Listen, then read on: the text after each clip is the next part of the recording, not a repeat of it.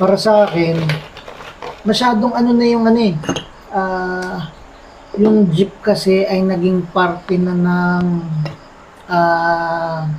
kasaysayan ng Pilipinas. So parang hindi ako pabor na mawala. Na-face out yan. Oo, kasi sana yung una sa lahat, parang pag may turista, yun ang gusto nilang subukan na makasakay ng jeep. Dahil yun yung talaga... Yun nga kasi yung icon eh. Icon sa atin. Ginagamit talaga sa Pilipinas na means of transportation. Doon napalitan ng mga e-bike ang hari ng kalsada. Pero inuuring na hari ng kalsada ang...